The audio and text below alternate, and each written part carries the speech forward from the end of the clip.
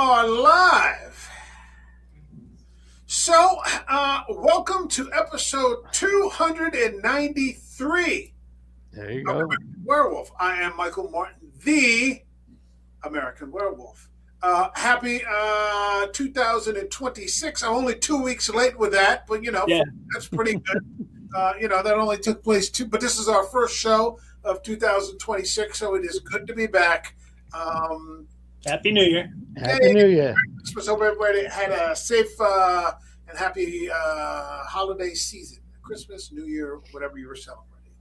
In the house tonight, we've got William Appleby. Indeed. Rushmore Ham Radio Club and the founder. He's not just the founder, he's also a member. So congratulations. Nice He's to see also you a client. again. Welcome to the next year. Thank you for having me. Indeed. Again. And we've got John K. Alvarez, hoping my opus has a happy ending. Yes, that would be very nice. That would be very nice. And not just in the Asian massage parlor. Exactly. Yeah, exactly. We need something more substantive than that. So that would be good.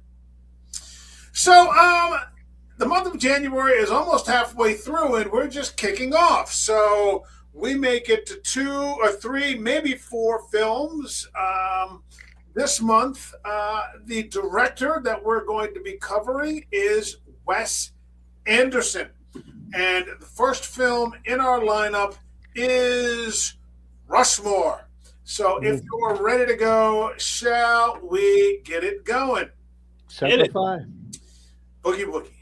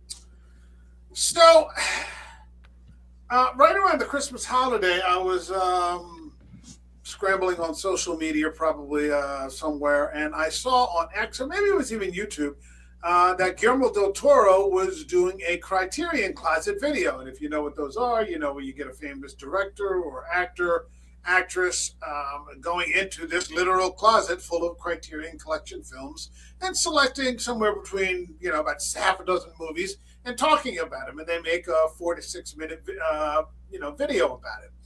And Del Toro said that he was the first person ever to be selected by Criterion to go into this closet and make those selections.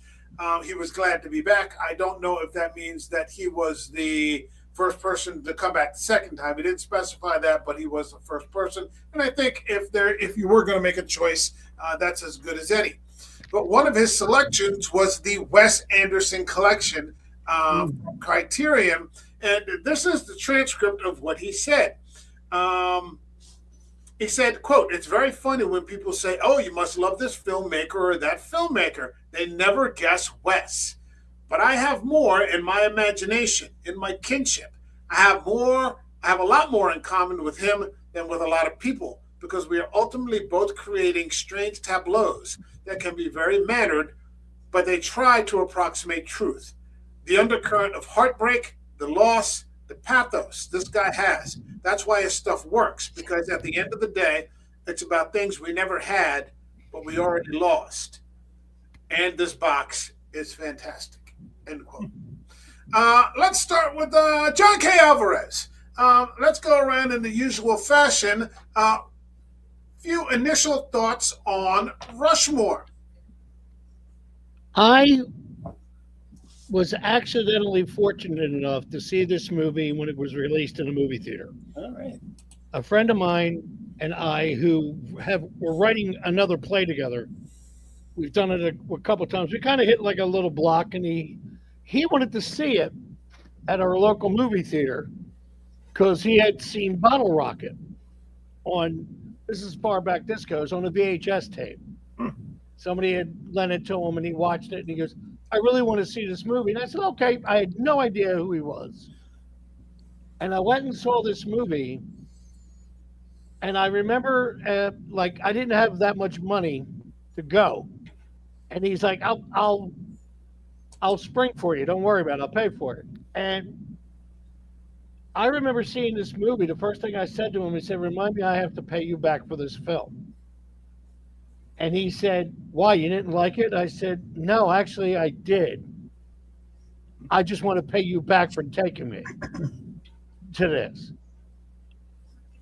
It was, to me, this is one of the closest things to bringing theater of the absurd and putting it on film and then making it realistic so the people could understand it. As bizarre and as over the top some of the scenes were, I related with everybody in this film. I really was shocked how much I enjoyed it. And I really was shocked every time I've seen it again, how much I enjoy it. And when you said you were doing this film, I had watched it last week when I thought we were going to do it. And I sat there, and at the very end, I smiled. That's why my line is, hoping my opus has a happy ending, because that's what Bill Murray says about the last scenes that were going on. I sat there and could not get over it. How much it's not one of my favorite films, but I find myself realizing, boy, I really like this movie. All right, William Appleby. Rumors of your death have been greatly exaggerated. What did you think of this film? No, they haven't. This movie is brilliant. I love this movie. Again, I was fortunate to see it in the theater, just like John. It came out like in that little window, like late '97 up till like almost 2000, where it seemed like every time I went to the theater, I would see something not only really good, really brilliant, but seeing filmmakers that I would follow for the next 30 years. And this is definitely one of them. I'm a big fan of directors that can create an aesthetic, but they don't lose the storytelling by concentrating on the aesthetic. So this is like the first Wes Anderson movie I've seen, but every movie after that has been some sort of tinkering with this movie to make it a little bit better. So every time he makes a movie, the things that he put in this film get elaborated on. It's like he just keeps redoing, and not in a bad way, but keeps redoing Rushmore until he gets it, right. The thing I love about this movie, though, is that all of his aesthetic is not fully formed. So you can see it, but it's not like seeing Grand Budapest Hotel or The French Dispatch, where it's coming and he's known for this type of art direction. This movie is where he's sort of setting that pace.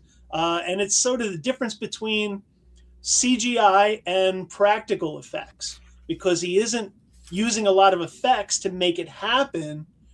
He's almost guerrilla filmmaking, because it's his first movie. He didn't have a lot of money, and he filmed it at his own high school.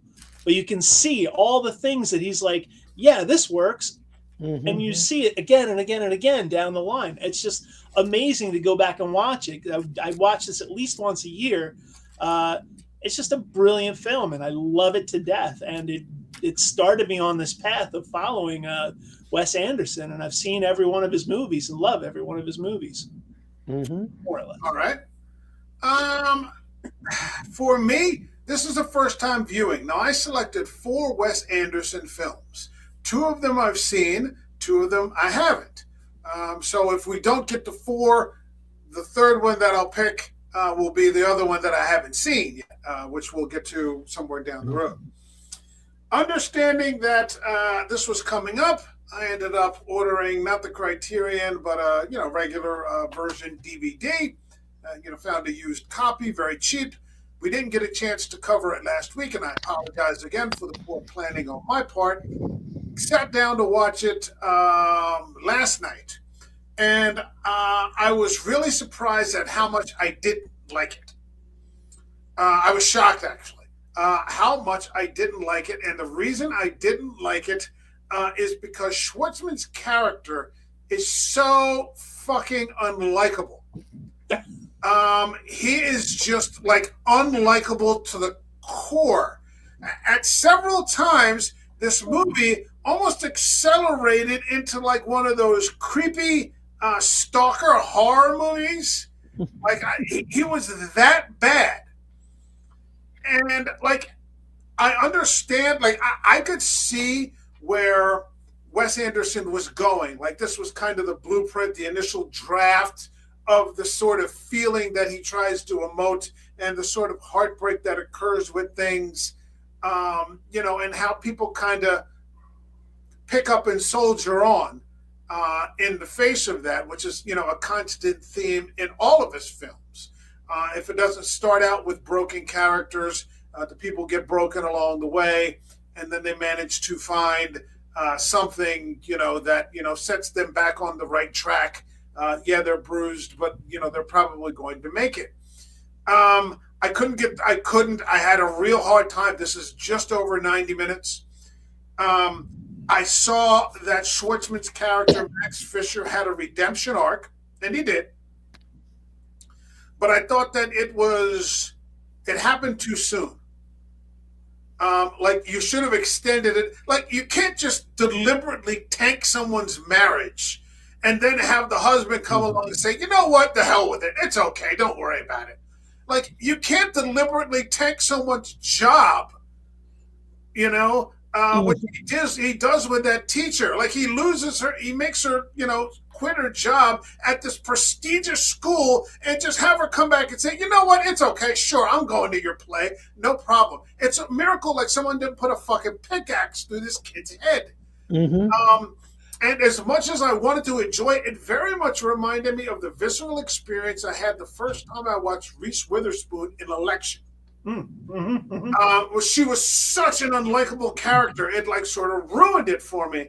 And then to find out, I think just recently, that they have an alternate ending to that where they reconcile on a much more amicable note about a year later down the road, her and Matthew Broderick, where she comes to see him, like he's selling cars now.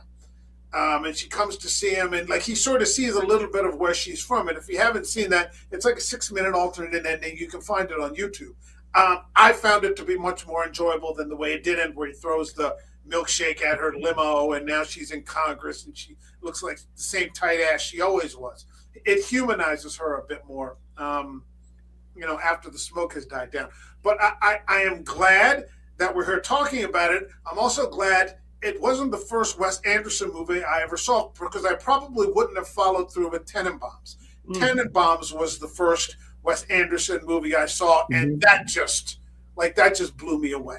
So I'm glad things worked out the way that they did. I do have this copy. Maybe at some point I'll give it another shot, but it's probably not on my to-do list for the immediate. Hold on a second. We got a comment here. Oh, all right. Who's here? Hey, it's Slasher Fred. Happy New Year, brother. What's happening, man? He said, "Did you know that Ghostbusters Bill Murray was not the first choice for Peter Venkman? The role was supposed to be played by John Belushi." I knew that one. Okay. No, I did not know that. Okay, so hold on. We got a few behind the scenes, and then let's start to get into it. It said Schwartzman, then 17 or 18, was a complete unknown. An audition wearing a custom prep school blazer with a handmade Rushmore patch he'd sewn on himself. Anderson and co-writer Owen Wilson originally pictured Max as a skinny, awkward West surrogate, but Schwartzman's grasp of the humor shifted their view toward a more Dustin Hoffman-like vibe, if you think of The Graduate. To make him look younger, they waxed his chest for the role. Bill Murray's enthusiasm and generosity. Murray loved the script so much he initially offered to do it for free, or scale, which is about $9,000. On the first day, Anderson was so starstruck he whispered directions to him, like he was too embarrassed to, try to direct Bill Murray. Murray graciously deferred to the young director, helped haul equipment, and even wrote a blank check, or $25,000 specifically, to cover a $75,000 helicopter shot Disney refused to fund, though the shot was ultimately cut and Anderson never cashed it. Murray also found his on-screen sons genuinely annoying, like their characters, leading to improvised outbursts. The film was shot almost entirely in Anderson's hometown of Houston over 50 days. Rushmore Academy is based on his alma mater, St. John's School, which is used for exteriors and interiors. They scouted schools across the U.S., Canada, and even considered England or Detroit for contrast, but returned to Houston. Owen Wilson's expulsion from St. Mark's School of Texas inspired Max's expulsion. The slightly heightened reality draws from Roald Dahl books, Peanut specials, Max's Charlie Brown plus Snoopy, and films like The Graduate, Harold and Maude, and Chinatown. So we've got this kid he starts out, for me, to be he's an interesting character because he's not interested in the academic parts of school, but he's clearly highly intelligent, and he's involved in like every extracurricular activity there is, not just as a joiner, but as like a leader of such. He's like the captain of this or like the director of that, and so on and so forth. Anybody want to take it? I mean. Well, I got to see and if you can look for it on YouTube, Wes Anderson's called his younger brother to show up with a video camera, and they made like an 18-minute documentary. And as they were shooting the film, and the first person that he's talking to is Bill Murray sitting in a makeup chair, getting his mustache trimmed to look right.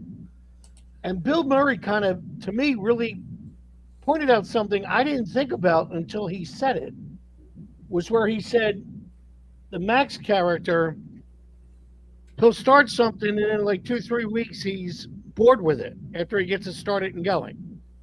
And he said, that's the artist's character. And he goes, Bill Murray even said, he goes, if I was younger, I would have asked to play the Max, because he reminded him of the way he was younger. And I really do think there is that kind of pull. Then when you're somebody who is more, I don't want to say artistically bent, because I think that can be very sanctimonious, but when you have somebody who's more towards the entertainment field, or like he was discovered or got into the school because he wrote a play at a young age. Right. It's what they are, it's what they're drawn to. I also think that first scene where it's the imaginary scene with him solving the ultimate math problem. Yeah. Reminds me of the fact that if you notice throughout the whole movie, I really think he wanted to be accepted. And in the beginning, that's when you saw that type deal. This is what made me, I guess, either relate to him more or felt a little more endearing towards him, even though he can be a prick at times. But then again, so can I. But I really did enjoy that point. That I think I kind of related to him more than I like to admit. Okay. I think character, Ray, dude. I think the character is entirely relatable. You might be expecting too much reality from this movie. That's absurd. I mean, one of the Wes Anderson isms that I love so much is that his films totally flip the script, where young kids are doing and saying things that are entirely adult, that are entirely too old for them, and then all the adult characters are acting like children. That's one of the best parts of all of his movies. This comes out especially in Moonrise Kingdom, but also in this one. You don't like Max because he's doing these things that if you saw an adult character do, you would go, oh, I understand. I get why that's happening. But with a little kid doing it, you're like, it puts this weird perspective on it where, like, this kid shouldn't be doing this. A kid shouldn't be writing a play about Serpico. I thought that was great. He shouldn't be obsessing about all these details in his play. He shouldn't be drinking scotch at a dinner party and ripping this doctor to shreds. Is there OR scrubs? Oh, are they? Yeah. But you're watching this kid be this little son of a bitch, and to me, it's always endearing because you understand where the motivation is, because every single one of these films that Wes Anderson has done is anchored by people who are grieving.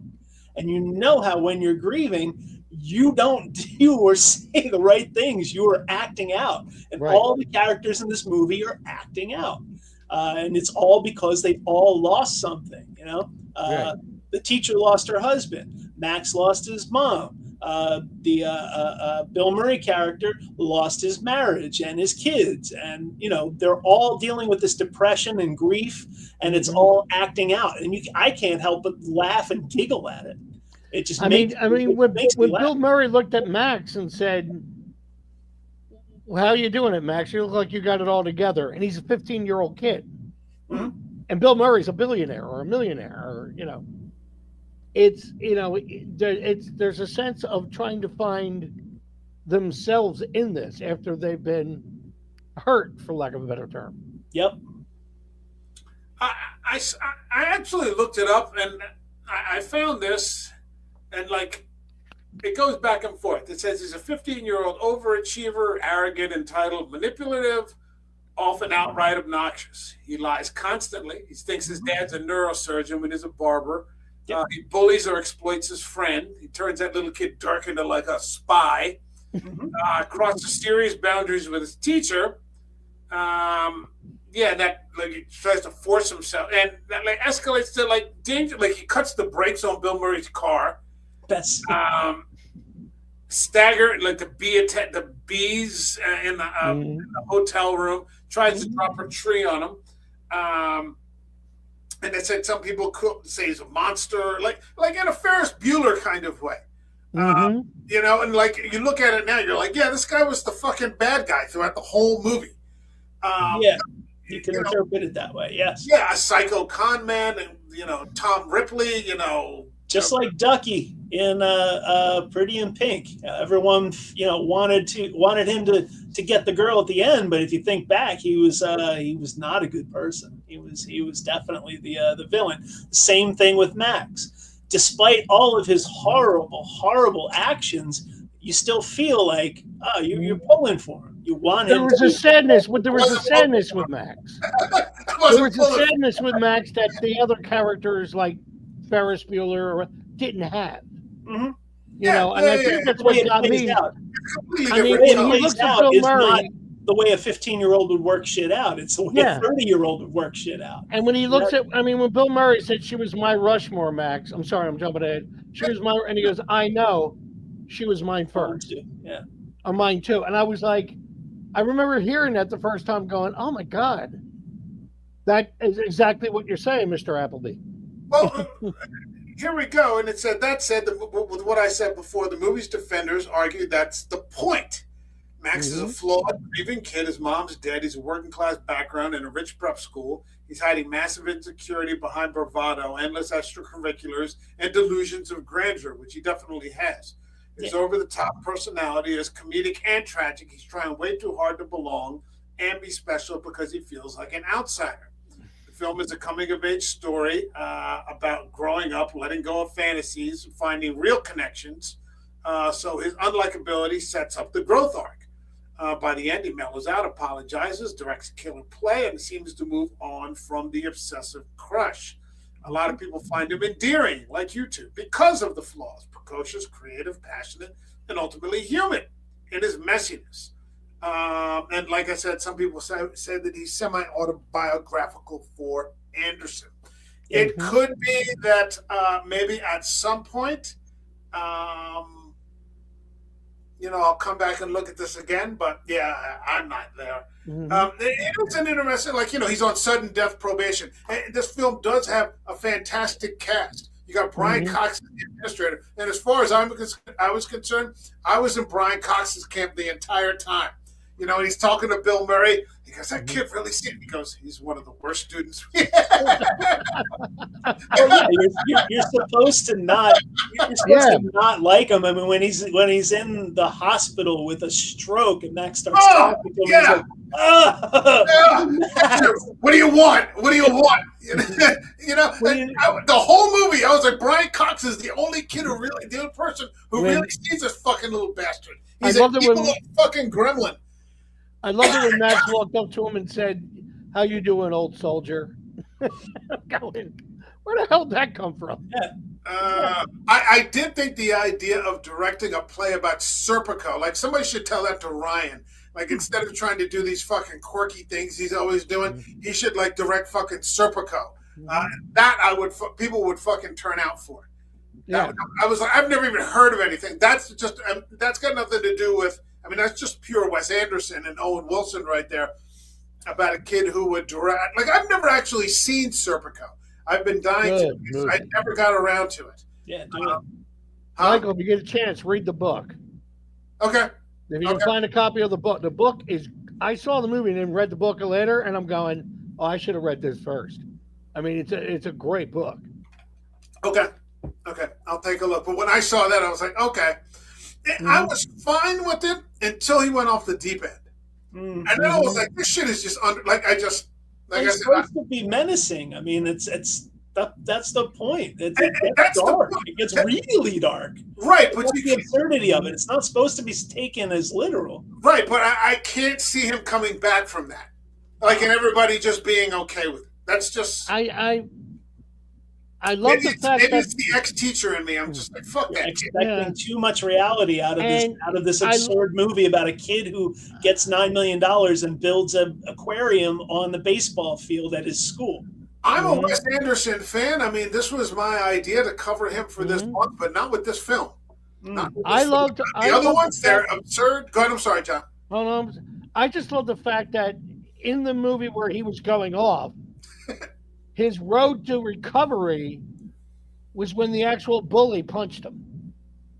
The guy was supposed to be the bully with the Scottish accent. Scottish guy, yeah. He called him out on exactly who he was, and then punched him in the face.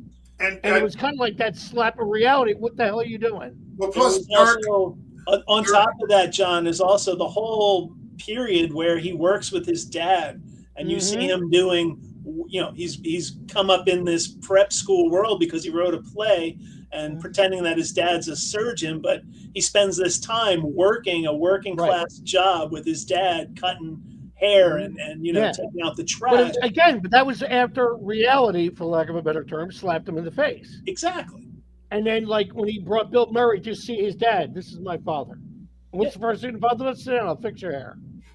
To help get him in order. There is an arc. There is a him coming back. And just the fact that he went so dark is just an exaggeration that Wes Anderson does in every single one of his movies. No, I've never seen any character in any of those movies. I mean, unless they just stayed villains. Come back from in his movie. Even when he did Grand Budapest, I mean, with the Nazis. Yeah. They were Nazis. They stayed Nazis. They didn't come back and get a redemption arc. Did you pay attention to Gene Hackman? I don't think he was nearly as bad as this. We'll cover it next week, but remember? Yeah. I always thought it was too, and it was weird because it popped in Hold my on, head I want to this say, time around. John, let me just say, Oh, go ahead. Hackman's redemption arc took decades. Mm-hmm. That's all I'm saying. That's all I'm saying. Wes Anderson didn't have the budget to go decades. Then. Yeah, exactly. And I don't think I understood another 20 You only have minutes. 50 days to film this thing. I realized it this time when I saw it like last week when Max asked the Bill Murray character, "Were you in Vietnam?" Yeah, I was in Vietnam. So you were in the shit. Which I thought was a great question for a 15-year-old kid to ask somebody, because the way Bill Murray, and I was wondering, maybe Max had to go in the shit like Bill Murray did, symbolically, you know. Yeah. I think the first inklings that I wasn't going to like this guy was the dinner scene with Luke Wilson. Yes. Like someone should have just. Did he get slapped at the dinner table because he should have? Yes. Who slapped him? Oh, he gets slapped. He gets slapped by the teacher when he tries to kiss her. Oh no! I thought he got slapped at the dinner table.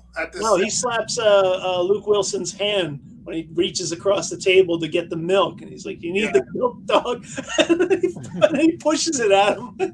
That scene's the best, man. The physical comedy in this, the subtle physical comedy, while it at the same time you're being repulsed by the situation. It's just brilliant the way he set this up. It's such a good movie. I can't believe you can't see the humor in it and the ridiculousness of it because you're expecting too much reality. It's just I think this character goes too far.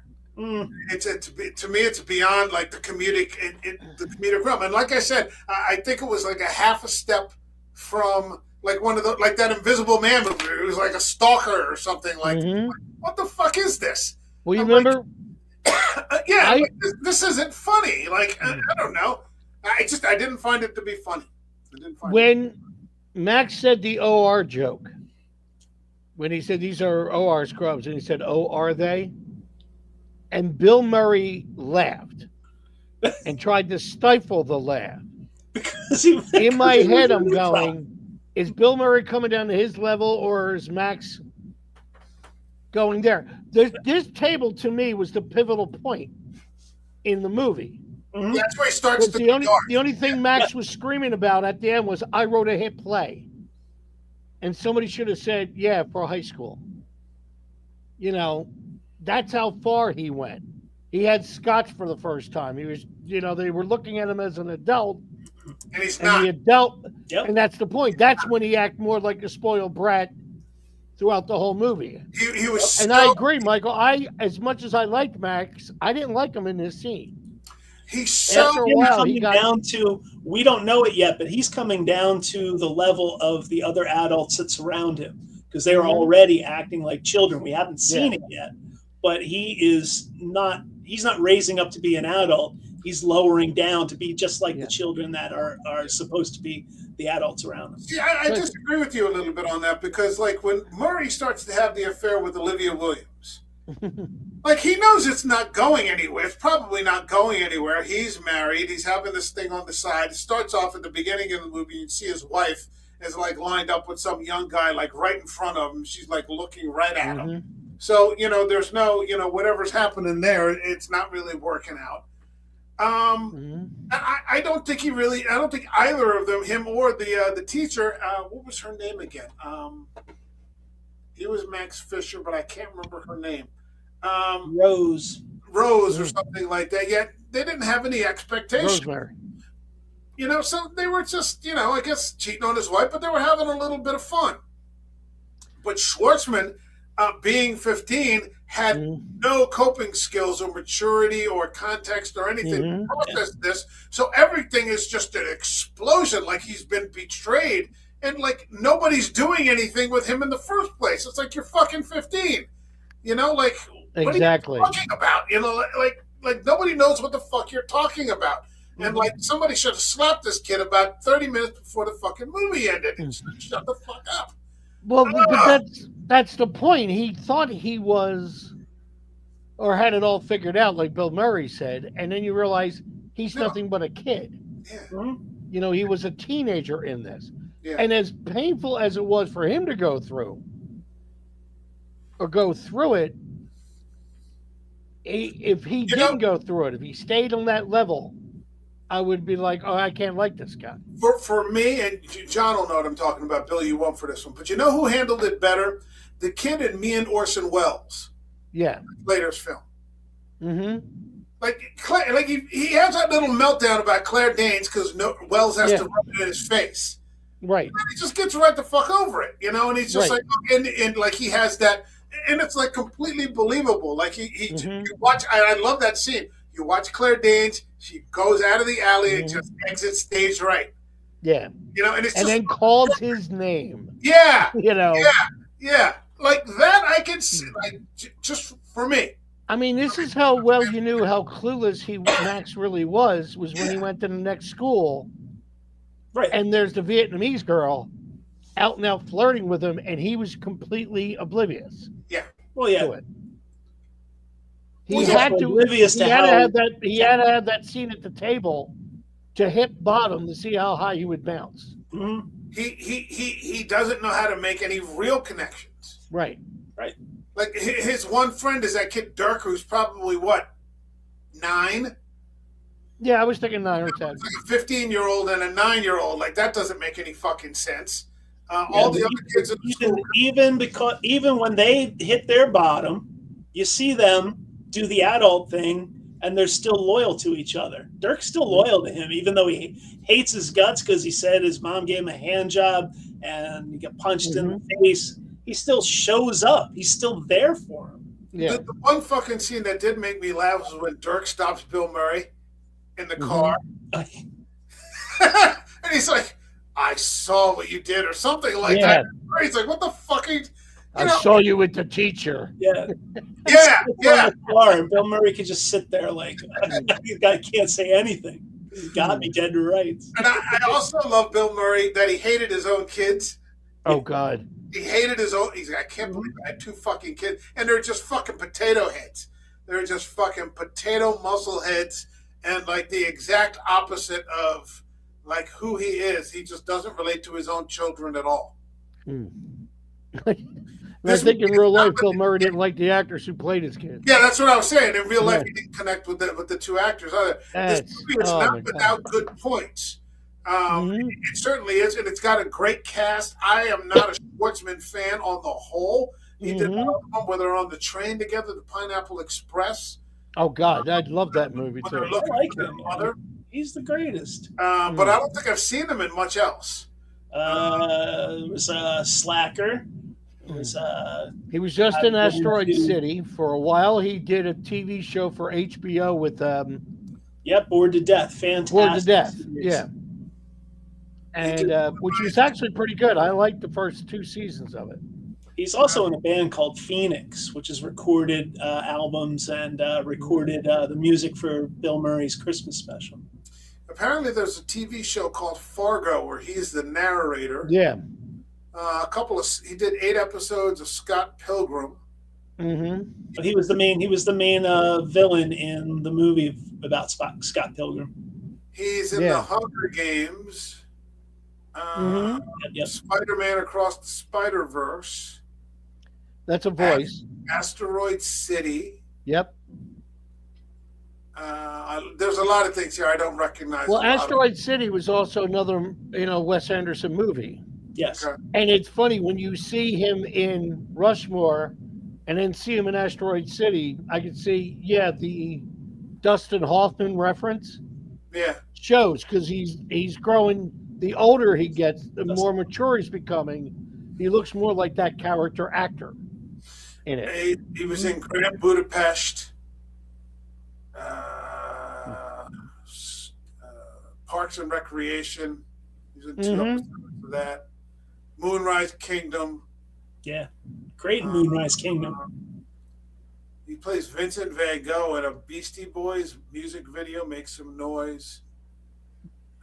Well, now I have to go find that. Scott Pilgrim versus the World. He's the voice of Ash in Fantastic Mr. Fox. Walk Hard. He plays Ringo Starr in Walk Hard, the Dewey Cox story. Yep. Darjeeling Limited. Hotel Chevalier, Marie Antoinette. He was in Sofia Coppola's. He plays Louis XVI. So that's interesting. Mm-hmm. Hitchhiker's Guide. He's an uncredited gag Halfron. Mm-hmm. I Heart Huckabees. Great in that. One of the main characters, him and Marky Mark. Great movie, underrated movie. Slackers. Mm-hmm. Rushmore. Okay, Freaks and Geeks, Sabrina the Teenage Witch. So he's got a lot of credits, but a lot of these things I haven't seen, or if I have seen, the parts that he's in are so small that I haven't really given him any proper focus. So I'm not saying he's a bad actor, and maybe like Rod said, the fact that he's so dislikable means that he's doing his job. But for me, it just took me over, and I was just like, yeah, this is too far. If you want to explore him, you got to see Bored to Death on HBO. Yeah, fantastic series. Him and Ted Danson too Ted Danson are great. Very funny in this movie, in this show. Okay. What did you think? What did you think of the final play, the Vietnam play? Again, I thought that was ambitious and something that a 15-year-old kid couldn't put together in a month. That's the ridiculousness. Well, considering he was buying dynamite, yeah. It's very outsized for his age, which it's on point. He's doing things that adults would do. You see at the end of the play, Bill Murray's touched by it. Right. I love the fact that the ending of the play, and I have to watch it again to see if I heard it right. The ending of the play was the first original play he's written in a while.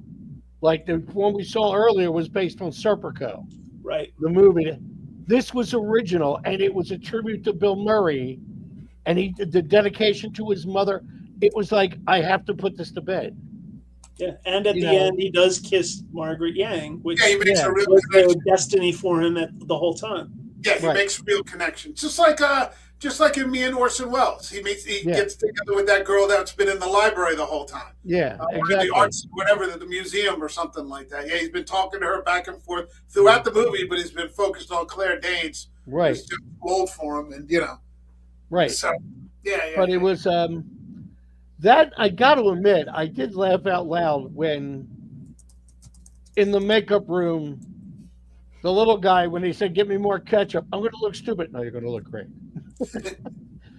I've had that conversation with people. I'm going to shut up. You're going to look great. Just shut up. Let me put this on your face. I was a lot of that to me was too much inside baseball. Like when he wrote the script and threw it to the bully. Mm-hmm. And the bully said, "I've always wanted to do one of your fucking plays." Yeah. I think you're right for the part. Yeah. I like that kid. And I really actually love the fact how they lined everybody up in the movie to show up to it. Yeah. Yes, it was a bit of a reach, like you said, Bill Murray showing up and then the teacher Rose showing up. But it was funnier than the hell that even the person said, no, this is her seat. She has to sit, They really set him up for that. Even the janitor shows up, and his dad's there. And like, I didn't know the coach from the other high school that was sitting next to Owen Wilson. That's another Wilson brother. That's the younger brother of the Wilson boys. Okay. And I'm going, oh, shit. I mean, they really made it a family affair. You could see that it's a very, for me, rough draft of, like I think what Bill was saying, the Wes Anderson tableau, where he goes through that sort of poignant, heartbroken kind of thing. And I think between this and Tenenbaums, he made huge strides.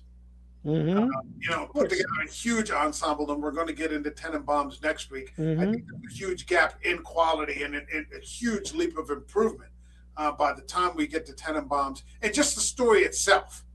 Yeah, the story itself is just superior, but we'll talk about that at another time. But you can see what he was trying to do here.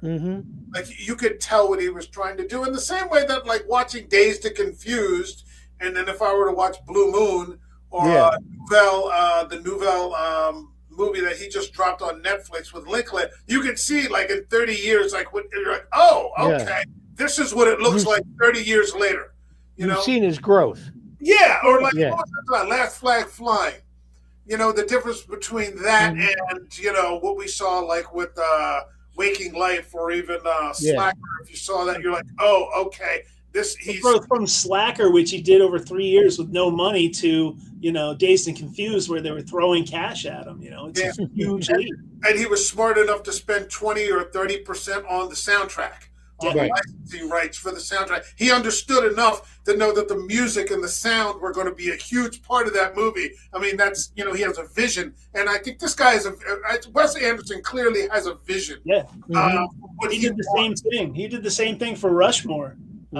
Rushmore has got the best soundtrack, and it's weird because when you watch it, you start to think like, oh, this has got to be Massachusetts or Connecticut somewhere, because it's a prep school. They're wearing blazers, and you're hearing all these songs by 60s English kids that you picture in English school outfits that matches the vibe. And it's all this old school 60s British music that is out of place if it's in Houston, Texas, you know? So it just takes the whole narrative and puts it into this place where it's not mired in Texas. It's not expressing Texas. It's expressing some other place. Like I was literally, you know, today years old last week when I watched it again and discovered it was filmed in Texas. I always thought it was done in New England, you know? Yeah. You expect leaves, you know, brown leaves to be falling and, you know, some sort of a Norman Rockwell setting or something like that. But yeah, you're in Houston. All right. Is there, and we've been going for 46 minutes. Is there anything about this film that, any points we have not discussed that you'd like to get into? Go ahead. I'm not hurrying. I'm just, you know. Now, 2 points for me. The end of the movie when they were all at the dance. I kind of love the fact that everybody kind of got their happy ending, you know, for this opus. His father met the one teacher. And you saw them get together. Yeah. She approaches him. Yeah. Owen Wilson saying, I'm surprised you came. He goes, he told me to wear a tie, which made me laugh out loud when I saw it. But and he's back with Rose, Rose when he was getting her real boyfriend back.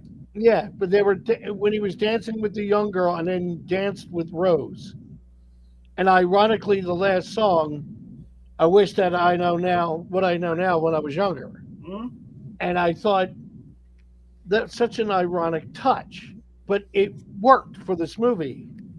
That, and I'll go back to what Mr. Appleby said, because I have to say his name twice in one of these episodes. When the subtle jokes that were done, when he was talking to Bill Murray in the gym, and then all of a sudden rips out of his suit because he's a understudy wrestler. Or when he hands the dynamite to his young partner and said, "Here, keep this dry." I have no idea. I just found all those little just really funny. It's a shit ton of thought went into this movie, and you can see it on repeated watches. All these little things jump out at you. He's carrying around the cactus. It's just brilliant. It's small details that certainly do enrich the story. Like I said, he's setting the template that will continue the storybook, the framing, the whole nines, the forced perspective, and it gets more and more intricate as it goes on. Exactly. Between this movie and Grand Budapest Hotel or French Dispatch or Asteroid. Tenenbaums. The World of Tenenbaums, I mean. Zizou. Absolutely. Yeah. The French Dispatch is the second one that I picked that I hadn't seen. So I'd like to cover that one at the end of the month. Right. Get to that. That one I haven't seen either, so we're going to. So I'm looking forward to that. No, I'm sure it's going to be good. And like I said, this is a filmmaker that has a certain visual style, an artistic aesthetic that doesn't get in the way of the storytelling. Sometimes that can happen to visual storytellers like Rob Zombie, where half his movies are great, half his movies are it's all the visuals and the story sucks. Yeah. I have not seen one single Wes Anderson movie where the story is lacking and it leans on the visuals. Yeah. Right. The story has to be paramount. Mm-hmm. Otherwise, you're watching. I don't know what you're watching. That's the same you might be thing watching with, Lords of Salem. Rob Zombie's Lords of Salem, and you're like, what the hell is this? same thing with the Monty Python guy, Terry Gilliam. Yeah, the one who does suffer is Beetlejuice guy. Burton. Yeah, Tim Burton. His movies are hit and miss. I love his aesthetic. I love his artwork. I love how he puts film on a screen, but he doesn't follow through with story all the time. Sometimes he does, sometimes he doesn't. One of my favorite films of his is Big Fish. Yep, I was just about to say that. Big Fish, which has nothing to do with the usual dark, weird colored kind of things that he normally does. He did something a little different. I love it. It was I got a weird compliment from my one nephew, who was my godson. I took him to see that movie because sadly, at that time, my mother was sick. And he took me to get out because I was taking care of her and my dad, who was not doing well. I was their caretaker. He's like, I'm taking Uncle John to the movie my mom's watching. He saw Big Fish and he gave me a hug. And I said, which he hadn't done for years. And I looked at him, I said, why? And he said, the Albert Finney character? And I said, yeah. And he goes, reminds me of you. Oh. That whole guy reminds you. And I went, oh, thank you. You realize he died at the end. He went, shut up. Yeah, I remember that scene between him and Marianne Cotillard where he's like spilling the story. Yeah, that's a great film. Well, maybe we'll cover some Burton at some point. All right, anything else? Mm-mm. All right, let's get to the part in the scene where we rate the film. This, as you know by now, this channel has a rating system that goes from 0 to 5 up by halves. So 0, 0.5, 1, 1.5, all the way to 5. So 0, for example, would be I'd rather spend the rest of my life with a huge booger hanging out of my nose than watch this movie again all the way to 5, which is this is the journey, this is the destination, this is why I watch films in the first place. Let's go with William Appleby. What would you give Wes Anderson's Rushmore? I'll give it a huge 5. I loved it since the day I watched it in the theater. It's just a fantastic movie. And now, 28 years later, I have such a nostalgia for it. It's been a presence for, almost 3 decades with me. I watch it every year. I have absolutely no objectivity with this at all. I love this movie. So okay. 5. 5, more than 4, and less than 6. 5. John K. Alvarez, what do you got for us? As much as I like this movie, I don't like it as much as, Mr. Appleby does. I'm giving it a 4.5. 4.5. I think a lot of other Wes Anderson films to me fall into the category of 5. Sure. But I bet it's because I haven't seen this movie in a while. I bet if I watch it once a year like Bill, I'm going to catch a lot more. And I'll probably, if we do an update on some of these reviews, I would say, I probably would change it to a 5. What was it? We'll have to do what was I thinking episode or something. Oh, you kidding me? Or does my vote still hold? Yeah, exactly. Can I take that back, please? Yeah, thank you. I'd like a do-over. Like a do-over. There you go. In golf, you get a mulligan. You just drop the ball over here and just hit it over again. All right, for myself, I am going with a 3. Ooh. Okay. 3. Great cast. Good story. I wouldn't say a great story. Okay. Great cast. I don't know if I said great cast or if I said good cast. Maybe a very good cast, not a great cast. Good story. Just went too far out for me.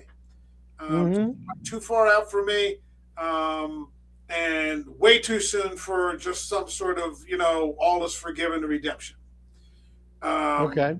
The kid did real damage. He did like a real, it's not like, pouring sugar in someone's gas tank, but we've gone over that already. So, as I said, I am glad that this was not the first Wes Anderson film that I saw, because I probably wouldn't have followed it up with Tenenbaum. I'm like, oh, fuck that guy. I'm not doing that again.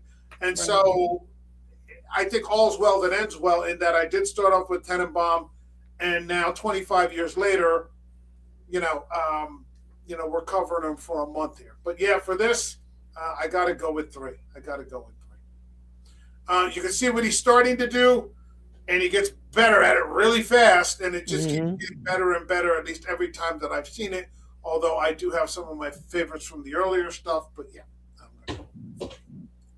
All right, William Appleby, anything to plug?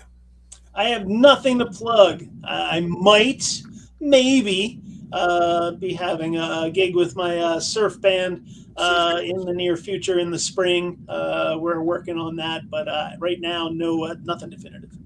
All right. John K. Alvarez, anything happening? I have nothing to plug for myself, but I'd like to give a shout out to my brother Joe. He had a procedure done yesterday. Oh. Everything's fine, and he's getting out of the hospital tomorrow. Okay. But he had a little procedure done, something like a abscess thing in his stomach or in his abdomen area. But it's fine. He's doing well. I just wanted to send him a lot of good vibes and get better soon. Absolutely. Get well soon, Joe. Get back out there and getting after it. All right. For this show, a quick announcement. I have removed this show from most other audio streaming platforms. This will now be available exclusively on YouTube and Spotify. And as of this episode, or maybe the last episode, which was Polar Express. God, we haven't been here since Polar Express. That feels like 10 years ago. Yeah, it does. It was. Yeah, exactly. We're still stuck in the New Year's Eve loop for Twilight.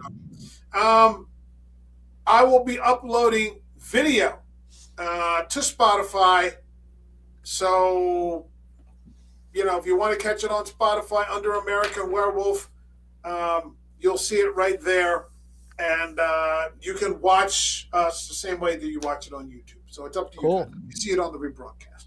But I've removed it from, I cut my Buzzsprout application that sent it to a bunch of other locations where I don't think anybody was really listening. I narrowed it down.